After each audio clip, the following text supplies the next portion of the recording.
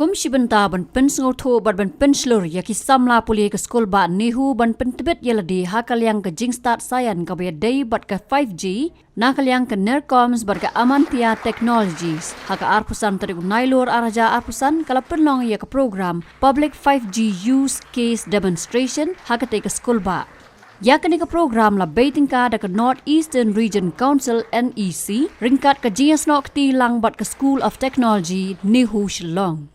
Hakani ka sngi la wan banyadon lang da Pro Vice Chancellor ka Nehu u Professor SM Umdor kumukongsan ha ringkat ka jiadon lang u Dean School of Technology Professor M Hussein, Nodal Officer Professor R Subedar ki Professor bat ki Real Start Science hakani ka Liang ki bala ai jing hikai shibun bat hakani ka program la yishim bantaru da ki samla puli bat ki research scholar kan thai bat chenrang bat ki wei Habakran hakane ka sngi na kalyang o Professor S Umdor ula batay syapang ka jings dang jong nercoms kabalong ban yada ya ka may maryang da ka baay jingerap ya ki brio ki ba imja da ka khayi pomding hakapor ba ka sarkar India kala khang pomding kansan ka jings dang jong ka society lingba ka jingerap jong ka ifan kala la ban pen imja biang ya ki brio ki ba imja da ka kam pomding Dak jing tray lang ka NERCORMS bat ka Amantia Technologies ki samla puli ki lalaban pen i ki presentations jongki lingba ki jingwat pnya jongki ha ka 5G lab ka badairu ka lab 5G ka beningkong hari India.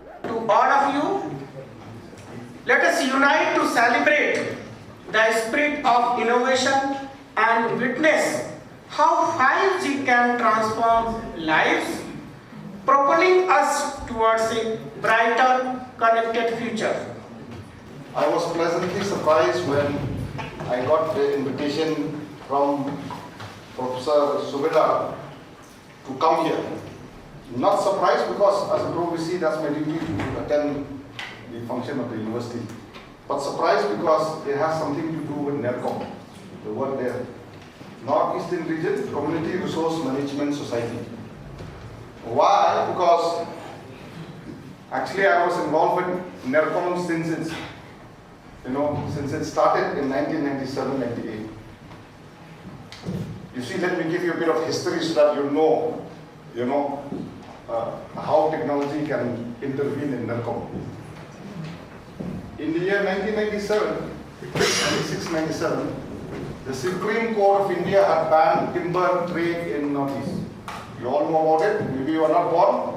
All right. No, not born, most of you. But like in 2014, when the Supreme Court, when the NGT had banned coal mining, that coal mining, in 96-97, Supreme Court, the then Supreme Court had banned timber trading, cutting of trees and timber trade in Northeast. Why? Because it was being done in a rampant manner. It was affecting the environment, so on and so forth. Now what happened when the timber trade got banned was that overnight, people who were involved in timber trade, were left without a job. Now, in the plain area, you have settled agriculture and other industries. But in the hilly region, most of the people, even today, depends on agriculture, but it is subsistence agriculture. Okay?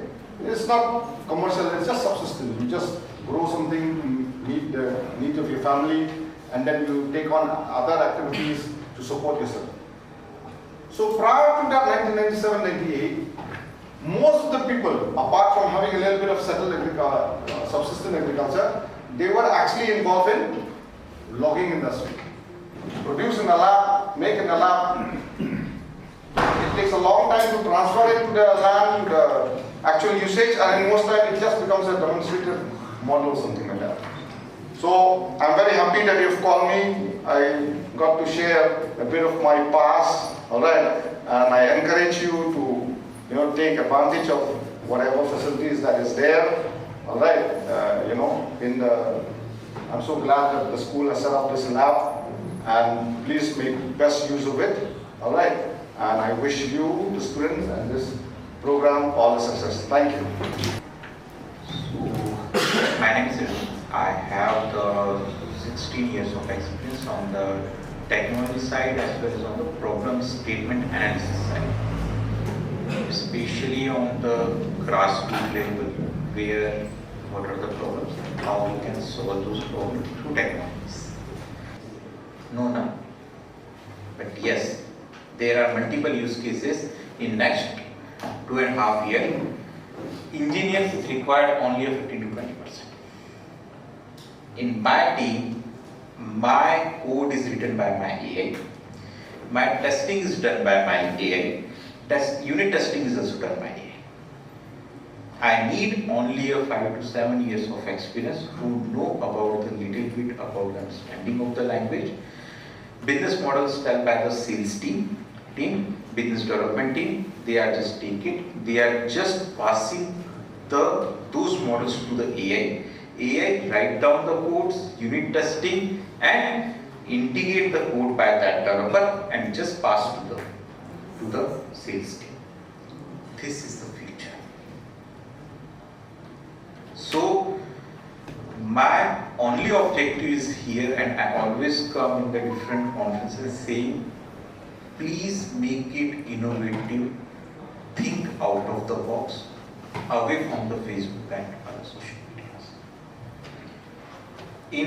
When I was talking about some of the well-placed college of the US and Canada, where people start in the starting first year, they start doing the thesis, IEEE papers, like things they are starting. You have everything. You have labs, you have professors, you have industry as well. I have the multiple industries who need skills engineers, skills people. No one wants right now to a rocket engineer. They want something they did it. Little bit. So what we did it here in the last 6 months, we have prepared go to the society, understand the different locations. We pick it into Assam, tea state. We pick it up Pasighat, we pick it up agriculture thing, where people can go understand the problem, prepare a prototype especially for Northeast district, so that Nakaliang kisamla puli ki lapan iya laki jongki sap hakani kapang da kababatay halor ki presentation jongki. Na pedang kini ladan tang uwe samla khasi upla ai ka presentation jong u hakani kasngi. Respected teachers present here today. My name is Liang. I'm from BTech ECE department. So today I will present you my project on touch-based security device. These are my content of my project. First we have introduction and then the objective, and then we have tools required, workflow, then circuit diagram. I have the result and discussion, and then conclusion, and we have reference. And coming to the collection, this device is fully detect and trace touch using a cooperative touch sensor. Arduino process the signal and activate the GSM module for immediate alert. The real-time phone call ensure the owner is instant informed of intrusion. The system is cost-effective, reliable, and easy to implement indoors. It enhances security for home, office, and restricted areas. The project demonstrates effective integration of hardware with practical application. And also, this system is being used in a door with a metallic plate of a thin layer of plastic metal plate in door step. This is a reference. Thank you. So, good morning everyone. I'm Ayushi from Electronics and Communication Engineering with my teammate Ayan, and together we are here to present AgroMake Smart Monitoring System for Weather to resilience the climate change nowadays. So basically we all know that global warming is one of the most concerning issue right now, which leads to climate change. And these climate changes obviously make the weather more unpredictable. And this unpredictable weather causes difficulties for farmers, disaster management, to tackle the scenarios in the worst. So basically now the question arises that weather monitoring has been happening for ages, so why we are talking about it now? Now coming to the expected outcomes. So what's differentiating the AgroMake from the rest of the available products in the industry, right? So it gives improved accuracy of weather predictions, and there is reliable noise-free data collection. There is better preparedness for weather-related disasters. There is increased agricultural productivity through timely data, and it's also cost-effective and sustainable monitoring solution, so that even small farmers and local groups can use it and be prepared for like very rainfalls or changing weather conditions. So the technologies we use are first is the dust sensor, which you can see in image. It detects the dust in the air condition and gives an output voltage.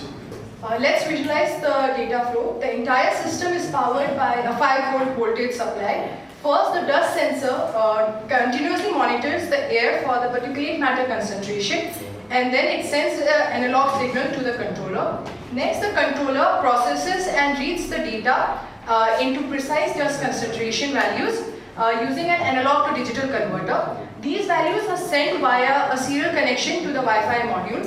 In conclusion with this, our biochip Wi-Fi system promotes cost-efficient, effective, and reliable real-time air monitoring system, which offers a significant benefit to both the individual and the organization. We believe it is a crucial step towards making a cleaner, healthier future. Thank you. Let's talk about NPK, which is the highlight of our current presentation. So this system is, let's talk about this NPK sensor. This is very robust. It is designed to work in wide array of temperatures from -40 degrees centigrade to +80 degrees centigrade. It is corrosion resistant. It can last in field for days. It can be deployed in the field in a harsh soil condition. It will last. Then it is connected through wire to this module. This is not as robust. It can be discreetly tucked away in some safe place, but it can be connected by a wire. The protocol that we are using is RS485, which is a long distance transmission protocol, and it is noise free. So this wire can be as long as you wish. It can be in the field itself, but this can be discreetly tucked away in a safe place that it will be safe. But this can handle all the weather conditions very efficiently. And I've also shown the insights. ESP22, we also have power management, so it can be powered by a standard 12-volt DC supply and no additional things needed. And we have future plans of also incorporating battery for backup in case the power goes out, and the Raspberry Pi is there as well. We have also included a display, a very small display for redundancy. In case the system is down or your phone isn't working, you can also see the real-time data here as well. So let's move forward. So you might be asking, where does IoT come in? Why 5G here? So it allows us the automatic segregation, saves time and efforts, and especially in hospitals, and ensures safe segregation of medical and general waste. Advanced sensors we can upgrade to industrial grade components for better accuracy, and solar power support enable energy independence for outdoor or remote setups. So that's all for it. Thank you. Habakran buat Profesor R. Subedar ulai thu ia ke Jingmyntoi jongka 5G ke belak men Pyndonkam hakal yang kerap karyang ke kayi pateng bat kiwei. Coming over here and covering this particular lab. Let me just give you my brief introduction. I am Professor Rukom Subedar. I am the Nodal Officer for this particular 5G lab, and I am also a faculty member in the Department of Electronics and Communication Engineering. Okay, sir. What are some of the most exciting or impactful 5G use cases you have seen developed in this lab so far? Actually, mainly we are focusing right now on the agriculture actually, because our society is based on agriculture. So that agriculture solution right now actually we are focusing on. But at the same time, our future motto will be focusing on the healthcare actually. How does Atiar support students and startups in converting their ideas into working prototypes? Actually, augmented technology they are supporting us by providing some technologies actually.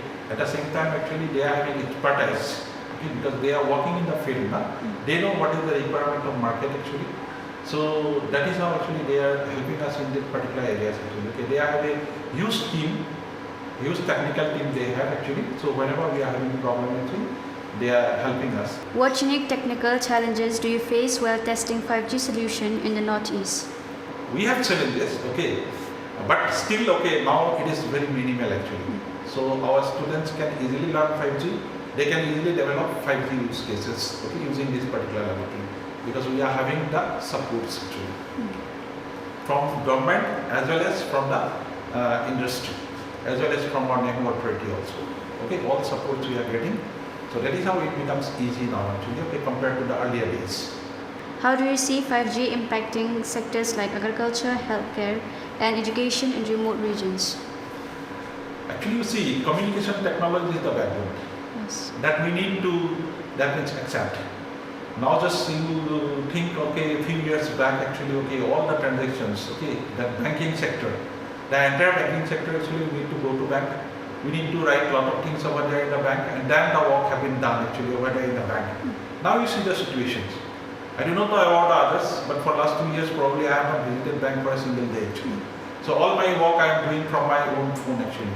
So the same thing is going to be happen in other areas actually, in agriculture, at the same time in education, at the same time in game. And moreover now actually, okay, another important tool is coming up is AI/ML.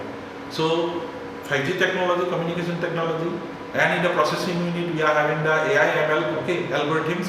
So with this actually definitely, okay, there will be a lot of changes in the society. What message would you like to give to students and youth of the Northeast about opportunities in emerging technologies like 5G, AI, and IoT? These are the technologies, we are having the facilities. Okay, my simple request is that you come forward, work hard, do it actually. Do it by yourself, learn it by yourself. Okay, rather than I will not say wasting time, but rather than wasting maximum time on your social media as well as in some YouTube videos. Okay, you come to the laboratory. Okay, practically do it. Okay, practically experience it, can contribute to the society. That is how actually we can change the society. We can change the living standard of our society, and we can have a better tomorrow. Okay, with new technology. Thank you, sir. Thank you.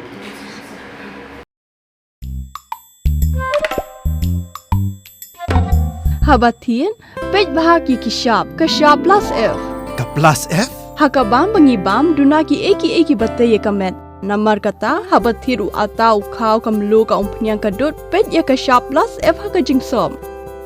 Yaki nutrient kumki vitamin bat ka ayan la icon diat bada ka bathau bha kam kata ika dur jingki marbam ka jingmat lani ka rukom shed yaki. Balehi panai kita. Kadon ka we ka Jingmyntoi ba kongsan. Ka kot ka kia. Ka nutrition ba khambha ka jingim ba khambha Pyndonkam daki marba modon ka sharp plus F menta kasni. Lawan Ra Shafi Lingba ko office jong Commissionerate of Food Safety Meghalaya.